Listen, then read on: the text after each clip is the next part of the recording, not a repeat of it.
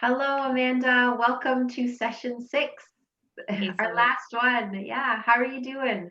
I'm doing all right. How are you? I'm well. And yeah, I can't believe it's our last one. I Mm. know. I'm a little sad. Yeah, it was good talking, good uncovering. And this one, I think, appropriately is gratitude, gratefulness, and where we find space and time for that when we are a new mom and what that can look like.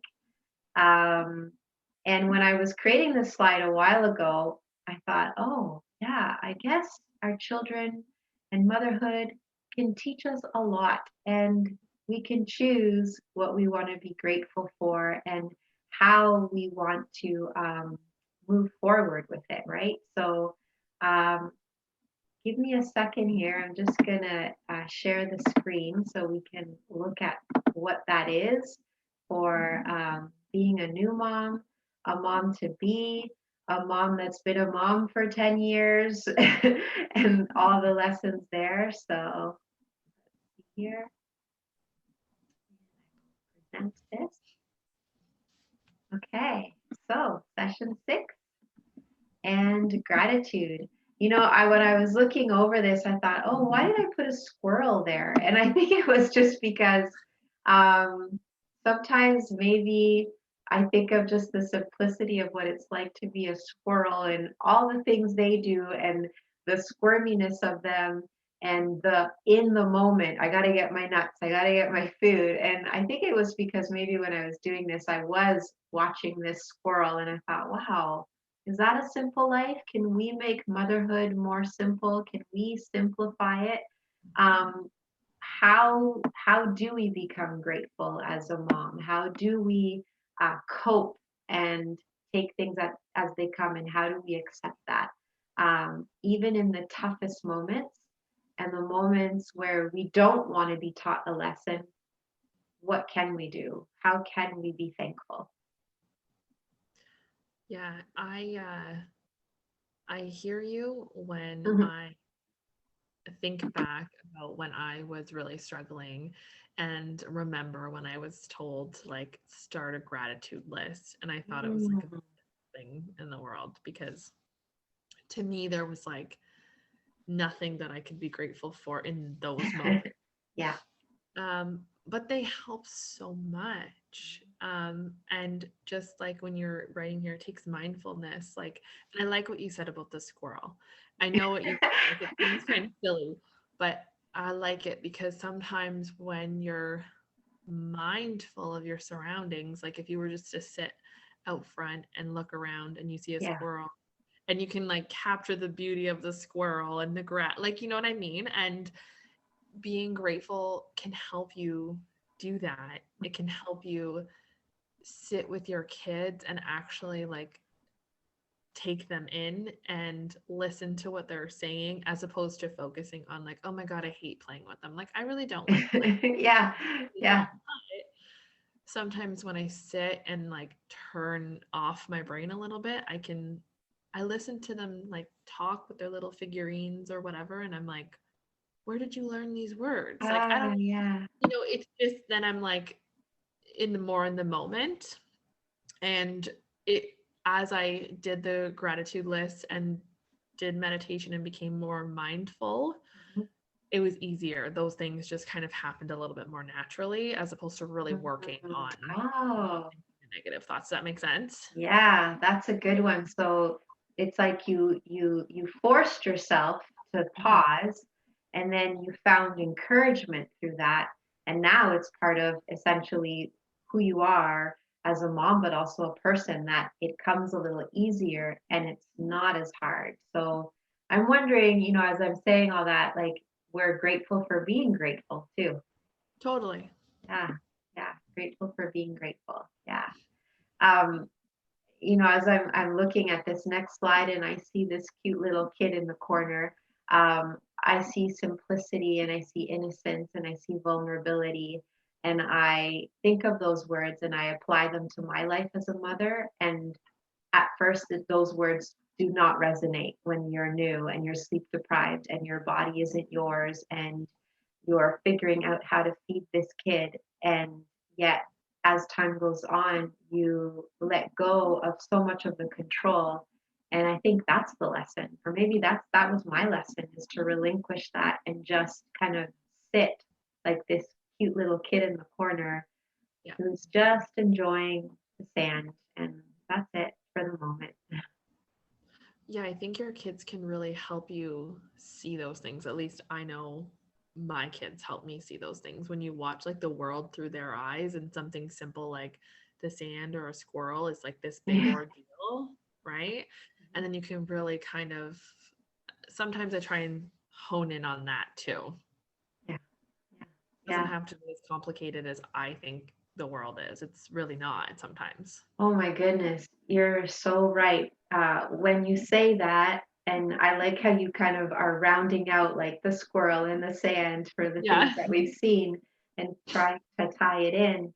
Um, we all kind of aspire to like this whole idea of, well, I want to have happy moments, thereby I'll have happiness. But it's not the bigger things. It's what you just said. It is the squirrel. It is the sand. It is sitting in just quiet and being still and knowing that we're okay and trusting where we're at.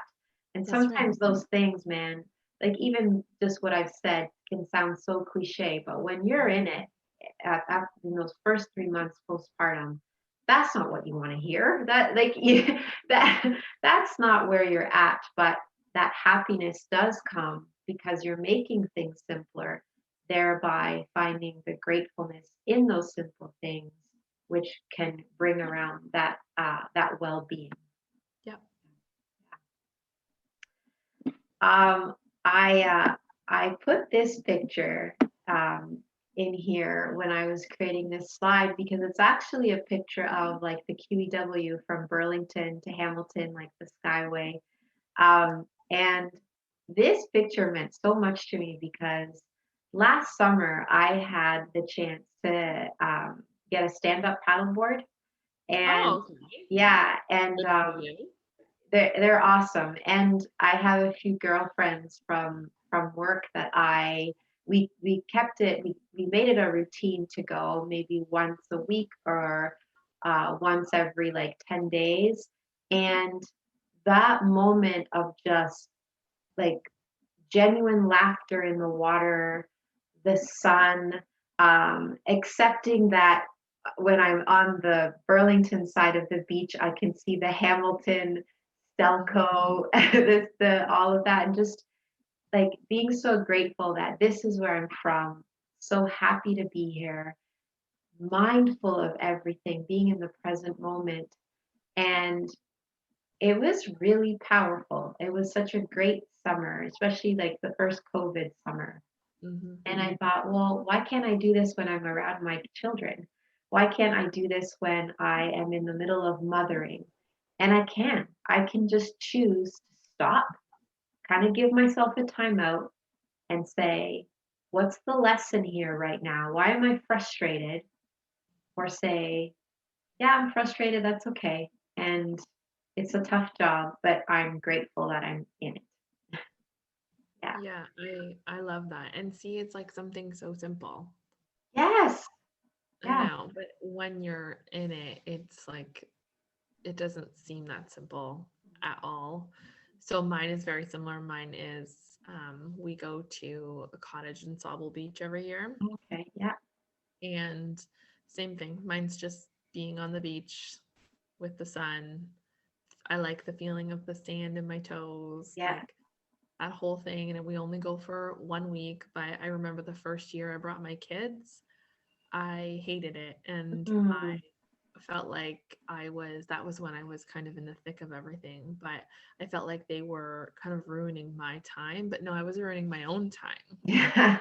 Yeah. Yeah. And when I realized that I can still have all these little things, but include them and stop focusing on, how hard it is or how terrible I'm feeling, my mind shifted a little bit. Yeah.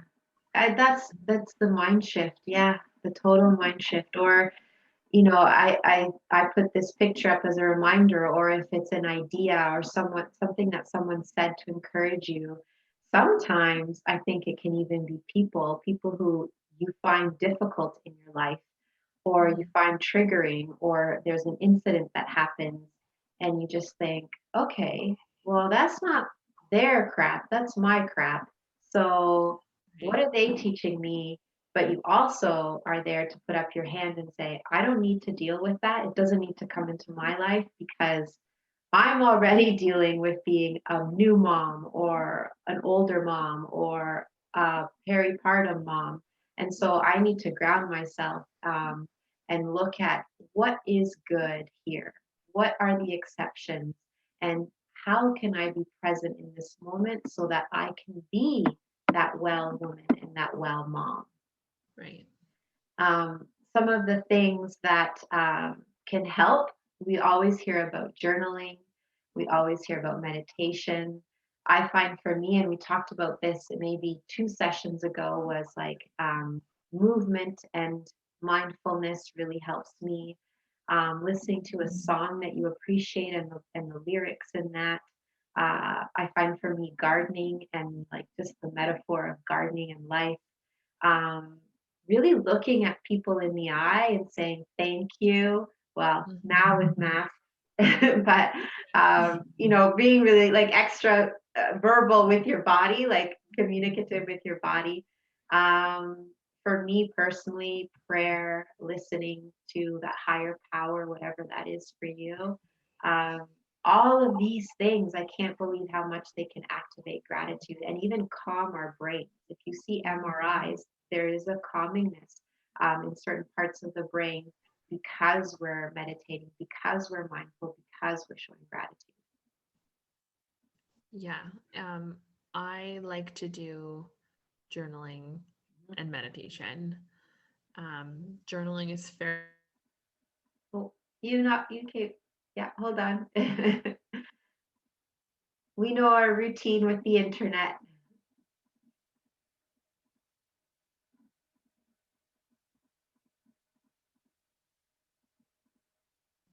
Try now. There There. you go. Yeah. But can you hear the church bells dinging in the background? I can't actually. Oh, okay. We were doing so well too. It's okay. So yeah, so journaling is new for me, but I've always done like the gratitude list. And I think too, sometimes I always thought it had to be this big extravagant thing, but it doesn't have to be. It can be Mm, like, I'm grateful for a really hot shower. Something so simple again, but I yep. think that like journaling and having a gratitude list means we have to be like thankful for our Porsche or something crazy. Yeah. And it doesn't. It can be so simple and it doesn't have to be just like the normal, like, I'm thankful for my children, because of course I am. I'm thankful for them. Yeah. Maybe it's more like, Mhm. I'm thankful for the really hot shower I got to take after they go to bed. Mm. Yeah. Or and meditation I find is like life changing. Like as you Mm. said, it does have scientific evidence that it calms you down, and I think it's very calming, very, very calming. Yeah. It's so calming, even in mindfulness-based reduction approaches that um, meditation really does, when you bring it into your everyday practice, it kind of Mm. it stops the spark before the flame. And as mothers, there's lots of sparks that are simmering all the time. And if we can just kind of bring the flame before it bursts out, that's a huge thing. And not comparing ourselves to other mothers, but comparing ourselves to what we were a year ago, 2 years ago. That's the best comparison. I Um, agree. you talked about journaling and how powerful that is for you. I recently learned that just the word today or right now or currently in our journal can be powerful too, because, like you said, we can be grateful for our home. Okay, great. But let's narrow it down to today. Today, I am grateful that I saw Amanda. Yeah. Today, I am grateful that I'm going to have leftovers for lunch that are so good. Today, I am grateful that I'm feeling good. And when you recenter that today, You're really focusing on how am I doing as a mom today? What can I offer? What can I not offer? It's a really good check in, I think, for yourself. Agreed. Yeah. Um, so, some questions to consider is what is being a mother teaching you? What is it constantly teaching you? What are your children teaching you? Um, can you be grateful for the tough lessons? We can be grateful when it's easy, but it's when it's tough. Can we be grateful for that? And, what might we be resisting when we lose sight of gratefulness? Is control creeping in? Is our ego? Is there an ego predicament coming through? Is there envy or jealousy coming through? Is there a compare and despair feeling coming up? Are we tired? Are we hungry? Are we lonely? Are we angry? All of those things can affect our groundedness through gratitude. For sure. Especially the tired one. Like I find sometimes Mm, to this minute, like I have a 4-year-old and a 2-year-old, and the nights when I don't sleep well, whether it's them or me or whatever, I find I really have to work on it the next yeah, day. yeah, Yeah, for sure. it's And always a it's good one. it's I have to agree with you. For me, it's the tiredness as well. If Mhm. I don't sleep, none of this matters. Right. I can't function. Yeah, I That's can't right. function. And maybe that's the lesson. Being grateful when there is a opportunity for rest and disconnect, like not human disconnect, but even like screen disconnect or social media disconnect or disconnect from tough people. Yeah, that's because we Absolutely. need our energy. This parenting thing is hard. Yeah, Yeah, absolutely. yeah. Amanda, any last thoughts as we wrap this up and we wrap up our sixth session series? Um, I always just like to say to any mom or, soon to be mom or anything, just if there's anything that you get from the Oh, hold on.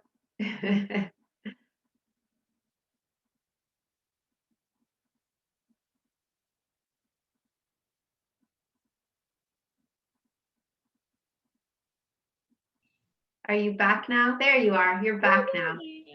Just as you were going to conclude. of course, it's always the way it goes, right?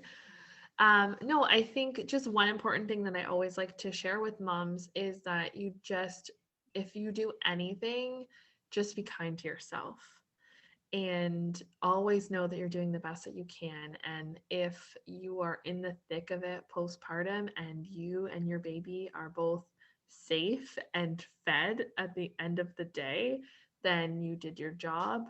Mm, And I don't know. I just think like moms really need to be more honest about how they're feeling and just remember to be kind to themselves because they are doing the best that they can, even though they feel like the dishes are piling up and they had takeout again or mm, whatever. Like none of that really matters.